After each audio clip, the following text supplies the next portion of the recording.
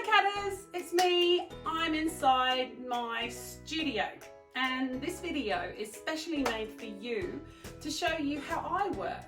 Now in class yesterday, Sam, one of our Catters, came up and started to show us how he was creating his own workstation, his art workstation.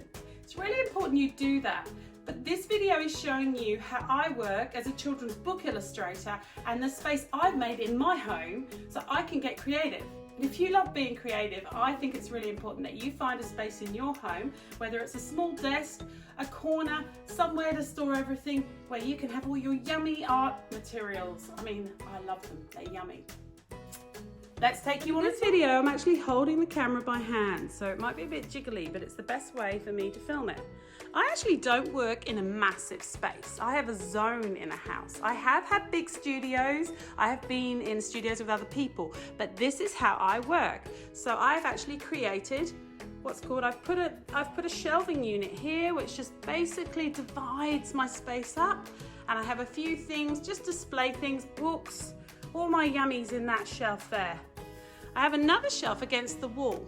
Now, because I work, mine's going to be a lot bigger than yours, but that orange thing there is filled with paints and pencils. I've had it for years, and that's what I go to, my go-to place where I store everything. So you can get those from Bunnings, they're awesome. It's like an art box, it's just a toolbox. You could have a small one and put your pens and paper in. Now here, I've got my sign. That's where I keep some of my drawings. My hand drawings are stored in there. And I have a big printer. And underneath there, I keep some camera equipment. I have cutting mats, light boxes. So a light box is where you can draw and then trace over the top. I have lots of cords and things. Really important books that I'm either using for reference or books that I've illustrated.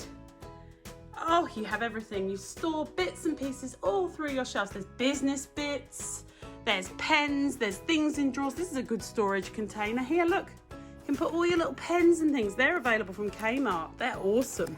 These are where you can put all your drawings and label different styles of drawings. I've got my books. This is my favorite show when I was a kid. It was called Fraggle Rock, and that's red.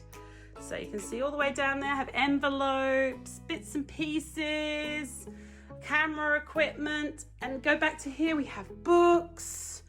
I store all my favorite books. So books are really important as inspiration. So even your books from when you were younger, keep them because they're inspiring. I have this is actually a very basic watercolor palette available from Officeworks.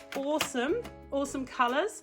And obviously a little tin of pencils of different softnesses. That's a really good one to buy too. And a Foxy, I have awards, books I've written, and one of my special cards I've designed, and that was when I had bed linen. So that's all there. Then on this wall here, and this is a great idea, find a wall, and even in your bedroom, and I've put up all the characters I have drawn. There's maybe a missing one or two. And you could do the same. You could create a character wall in your bedroom or near your space you're going to draw. You can see them all there. We got Minky Monkey. We got them all. Now, I'm not wearing my microphone, so this might be a bit tinny, but we won't worry. There's my bickies. There's awards. There's lots of pictures here of work I've done.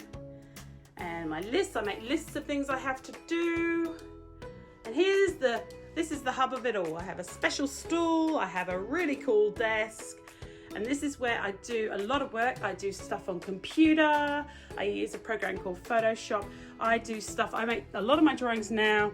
I use a program called Procreate. You have a look here.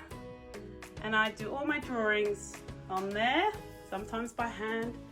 I make drawing boards. So this is a really rough sketch of a book. I have diaries. I have Minky Monkey. It's all here, see? I store things. I have books I loved as a kid.